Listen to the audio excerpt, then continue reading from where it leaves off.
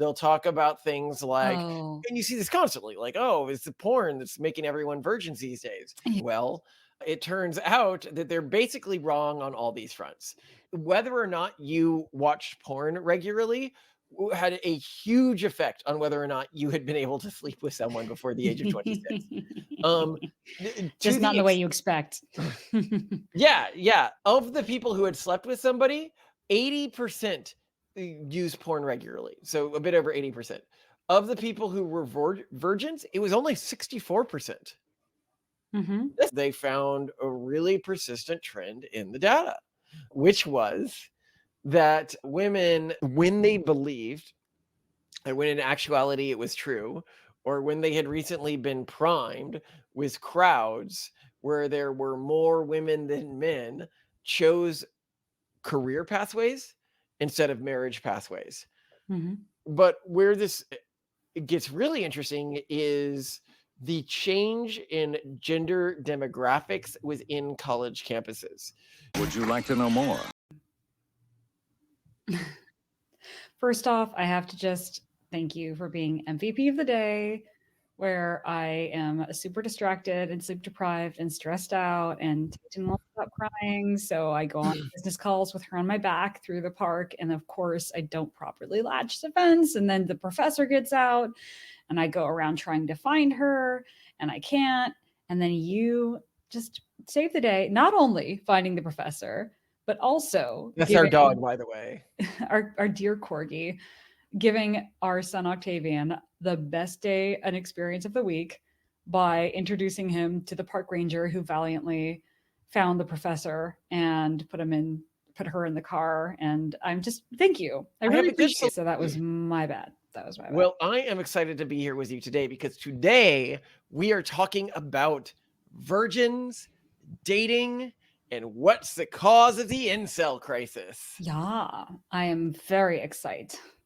Actually, Simone, I'm going to take a quick aside here. I don't know if I talked over this in a previous podcast, but there was a Reddit thread that was on changes in dating behavior. No, okay, well, I can read it because we may have talked about it, but it's relevant to this. My 20-year-old son doesn't date. His friends don't date. My friends' kids don't date. What's going on? When I was in my late teens and early 20s, life for my friends and me revolved around meeting girls. My son and his friends, who are athletic and outgoing, don't seem to put a lot of emphasis on dating. They play a lot of online video games and have a lot of boys' outings. Once in a while, they will hook up with a random girl who they met on an app. Rarely does one have a girlfriend. This seems to be the norm for my friends' kids too. What's going on? And We this is did something. tweet this. We did tweet this. And I looked through the comments and there seems to be a couple common themes. So one is, and this was what surprised me the most of the comments, something that didn't occur to me before. Several people argued effectively that there's a balkanization of culture that's taking place. That in the past, like when you and I were in high school, if you were into anime, you were into anime. Whereas now, like, no, you have to there are specific obscure shows. Like there are all these different subsets of people who are into Oh, anime. that's BS. This was true when we were in high school as well. If I went to I, dated around like with punk indie girls and stuff like that. And if you didn't know the right punk indie bands, it wasn't just knowing punk indie bands. You needed to know the right punk indie bands. So I disagree. Okay. Another argument was the infantilization of youth, which of course we agree and we talk about that all the time. That's totally an issue. I think it's more than that. And I think Yeah. what we learn is causing it is from the statistics, because the statistics don't show what you think you would show. So there was a study done recently. We're going to Called- talk about two big studies on various changes in dating behavior, but we'll start with this one. Yeah, in the Journal of Sex Health, Yeah, 2021. it studied about 5,000 young men, a bit over that, who were still Well, but virgins let's at be the age of clear, 26. Swiss young men, and that Swiss young always men. makes me look at things a little bit differently. But the study's called, for those who want to read it, "Virgins at age 26. Who are they?" Which I love as a title. It's great. So a lot of the stuff that they found was very much what you would think they would found. Like obese people are more likely to be virgins. People with more mental health issues are more likely to be virgins. But there were a few things that were like really, really big factors in the study that Uh-huh. I think would really surprise some people. Well, The really? Oh, absolutely. This all makes Uh, sense to me. Okay, go on. Well, because a lot of people, if you look at like the red pill sphere and stuff like that, Hmm. and they talk about what makes someone a virgin, or they talk about like what are some of the problems that are leading to this, they'll talk about things like pornography use. They'll talk about things like, Oh, and you see this constantly, like, oh, it's the porn that's making everyone virgins these days. yeah. They'll talk about things like dating apps and stuff like that, which we do think has changed female expectations, but Uh-huh. they're like, I will find a girl through not engaging with these platforms, right? Uh-huh. Uh-huh. And instead, some of the strong and also they'll talk about how guys like aren't being disciplined enough. Hmm. Like they're not, they're wasting their lives on like drugs and alcohol instead of like getting out there and dating, right? Hmm. Well, it turns out that they're basically wrong on all these fronts. Whether or not you watched porn regularly had a huge effect on whether or not you had been able to sleep with someone before the age of 26. Um, to Just not the in the way ex- you expect. yeah, yeah. Of the people who had slept with somebody, 80% use porn regularly. So a bit over 80%. Of the people who were virgins, it was only 64%. Hmm. That's a huge difference. Yeah. Well, and same Um, dating apps, right? That it being less likely to have used a dating app correlates with being a virgin. So if you're well, using a no, dating so app, let's talk about dating apps. With yeah. dating apps, it was 53.6% for non-virgins, Hmm. and then for virgins, it was only 35.5%. Hmm. And I What think this is all pointing to the raw egg nationalist argument, isn't it? what is that? That men are becoming less men because of all of the endocrine disruptors that they're subject to. This what these common characteristics indicate isn't a lack of success, it's a lack of drive. They're not even watching porn, they're not even trying to get on dating apps. And also Well, they're showing other signs of a failure to launch. Another characteristic found in common among virgins was that they're less likely to have a satisfactory social life, and they are less likely to live alone, implying that they still live with their yeah, they're parents. less likely Also to live less alone. likely to be Well, uh another one is risk-taking behavior. They had yeah. like way lower risk-taking behavior. All of this screams lower testosterone. Well, we can talk to that in just a second, but I think more Okay. is at play here. So if Oh. you look at something like have they ever used illegal drugs, it was 17.7% for the non-virgin category and only 3.4% for the virgin category. So Mm. basically none of the virgins had ever used illegal drugs. It's Ever also kind of used hard if you're like living with your parents and if you're like lower No, hold testosterone. on. We're going to get to this because I think you're drawing incorrect conclusions and I Okay. haven't done the reveal yet. Okay? Ooh, I Because like the reveals. reveal will surprise you. Mm. So if you look at other things like used cannabis, right? Uh-huh. About 66% of the non-virgins had used cannabis. Only 21% of the virgins had used cannabis. Huh. Had it ever had a drunkenness episode? 90% of the non-virgins had a drunkenness episode. Only 52% of the virgins had a drunkenness episode. In Mm. fact, this is such an extreme case. It was like 91% if you round up, that it's almost like it is very rare that you are actually going to have slept with someone by the age of 26 if you're a man and you've never gotten drunk. So, In a Swiss man. But yeah, I mean, I'm okay, sure but it depends. here's where it gets interesting. Yeah. The financial situation. Because I think what a lot of people are looking at, and this is what you hear with all of this whining that we constantly see, Yeah. uh, which is, oh, well, it's all the rich guys who are getting all the girls. It's all these, et Oh. cetera, et cetera, et cetera. The rich guys are living on their own. That's why some people are living with their parents. Hmm. Actually, the difference in satisfaction. First of all, the virgin men were more satisfied with their financial situation than the non-virgin men, Hmm. which is insane.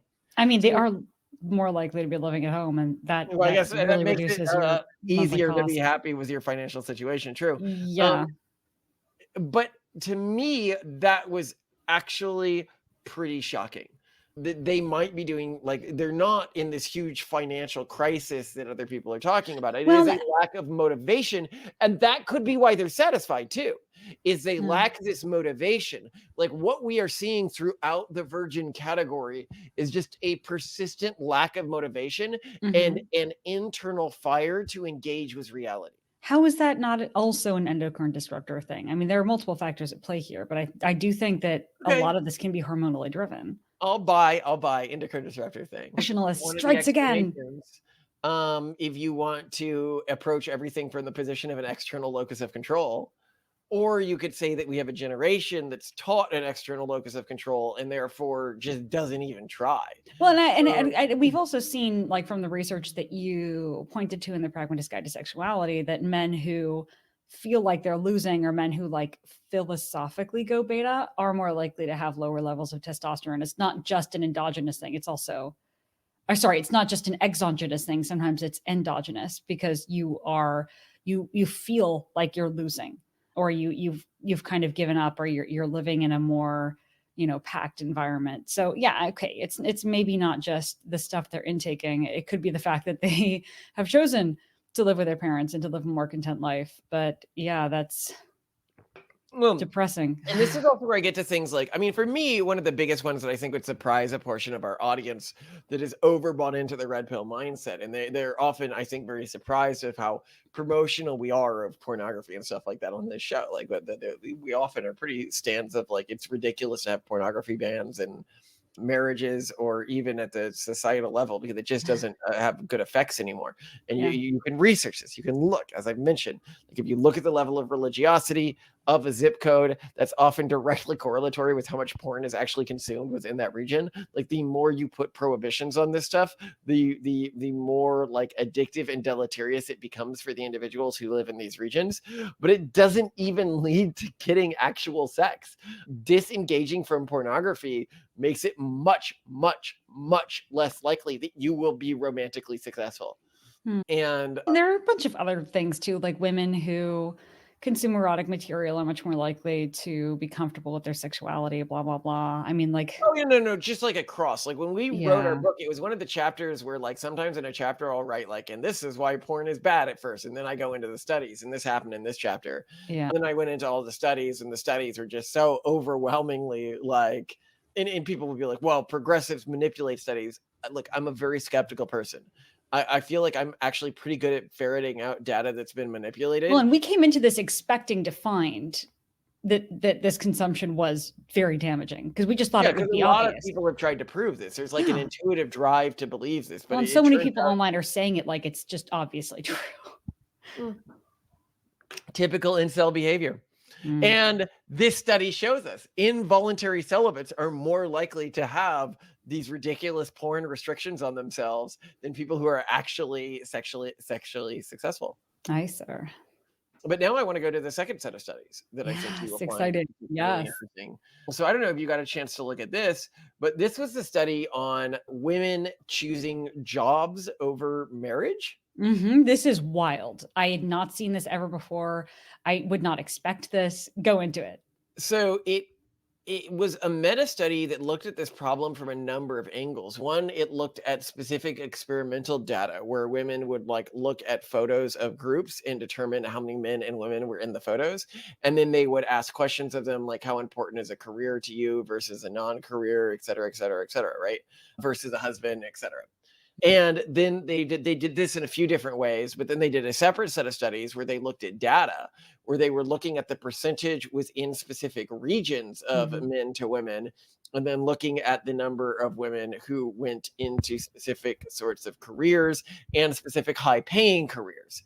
And across the board, they found a really persistent trend in the data, which was that women, when they believed, and when in actuality it was true, or when they had recently been primed with crowds where there were more women than men, chose career pathways instead of marriage pathways, and built value systems and reported value systems for themselves that elevated career over marriage and home life with a husband, kids, etc. And what they want fewer kids, everything like that, which was fascinating.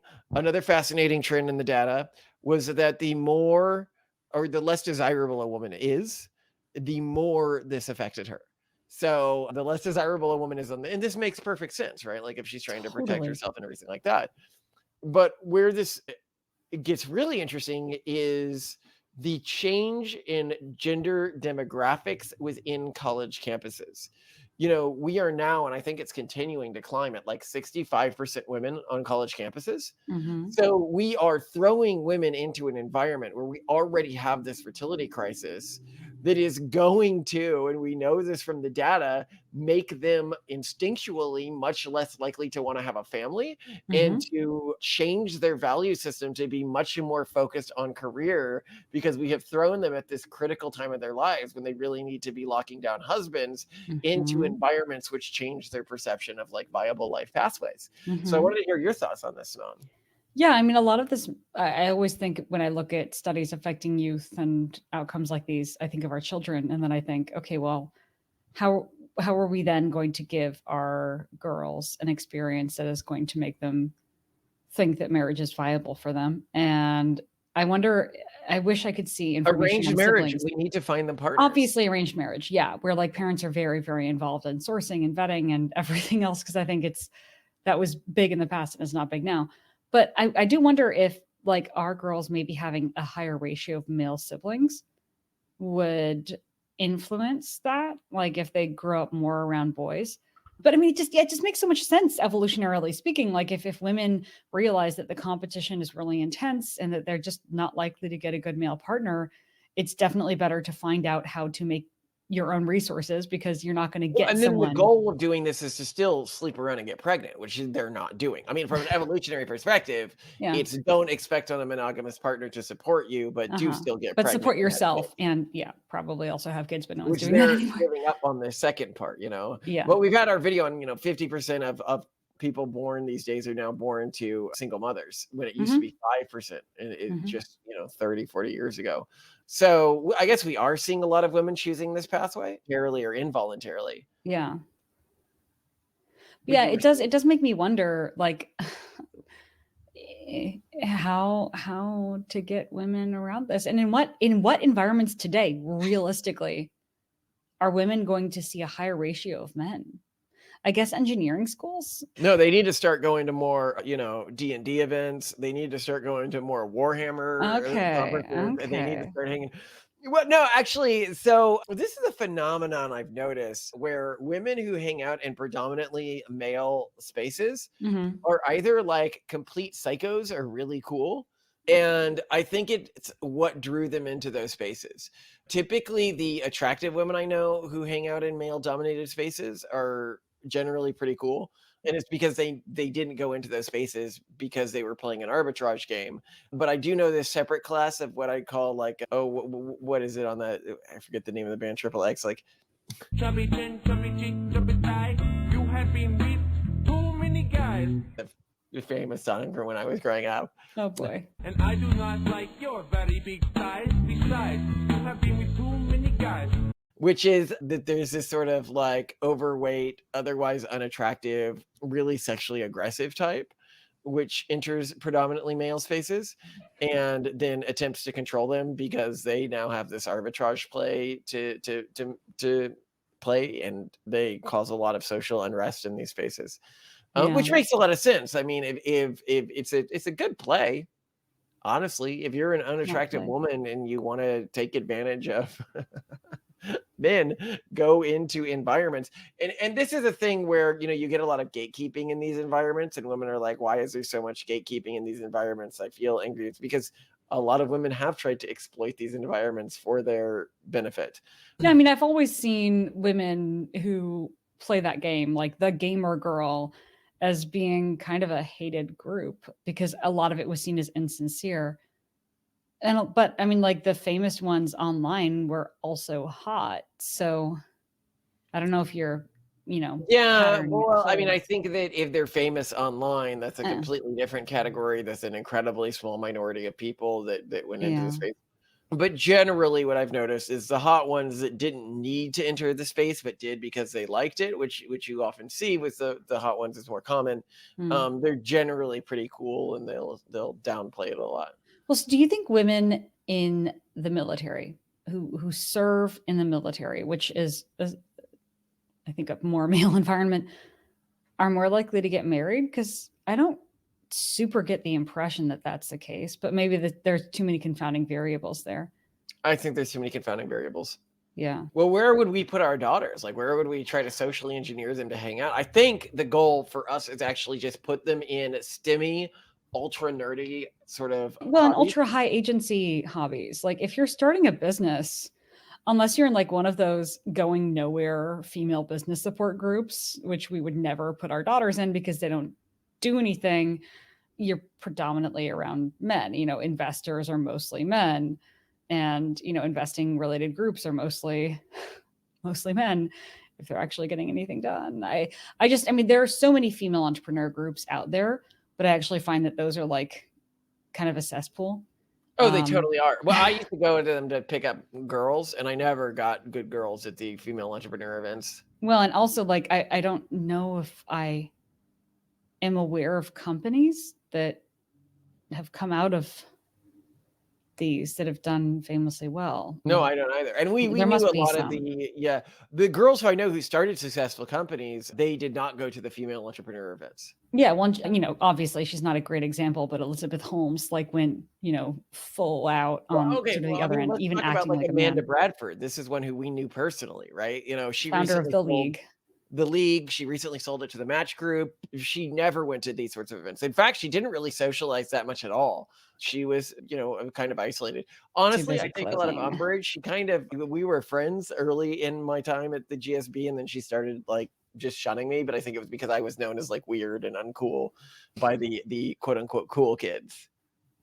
There was this really like catty group of people at Stanford that I think just thought they were The too bee's cool for you. knees. Yeah. And that, Yeah. that would like go on their little like retreats and stuff, but only invite like other cool kids. And it's Yeah, I weird. didn't get invited to that stuff. I've never been good at being one of the cool kids. It's okay. You had me.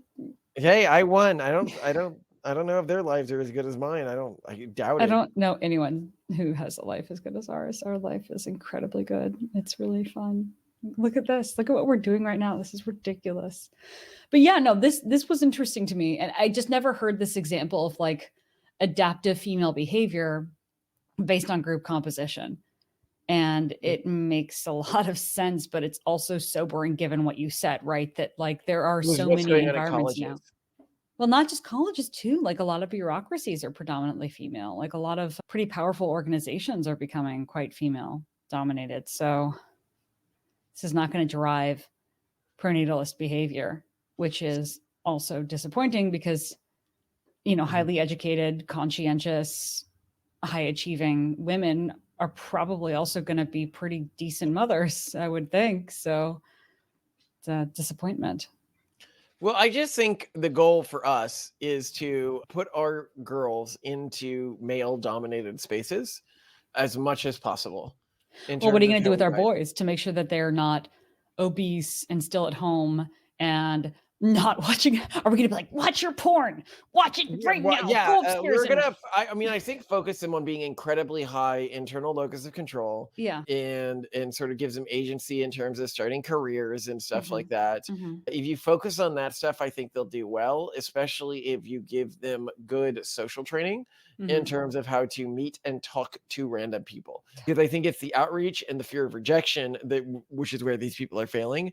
And I think that those are areas that we can fix Okay. and build community. I mean, that's why we're so focused on community building. Honestly, this channel takes a bit of a hit with all of our community building attempts in terms of theology and stuff like that. But we don't Mhm. really mind because one of our core goals is to build this hermetically sealed zone of sanity where our kids can be culturally safe. And that involves cultural outreach. One thing I was going to mention that I thought you'd find pretty funny is the professor just snuck her way in. And when Octavian was out, this is our dog looking for the professor, because you were talking about this at the beginning of the episode. He goes, "Oh, Dada, I think Professor is a meatball now. I think she ran in the road and died." I was calling and he kept going, "Dada, Professor's a meatball now." Oh my God. Dude, he didn't seem sad. That's our He was a family little dog. concerned. No, he wasn't like happy about it. He was like, Dada, like trying to console me, Oh my like that I gosh. couldn't deal with the fact that the professor had turned into, because he knows, I tell him, if he goes into the road, he's going to turn into a meatball. Oh, that's where this is coming from. I'm like, where did he figure that out? He's going to turn into a meatball.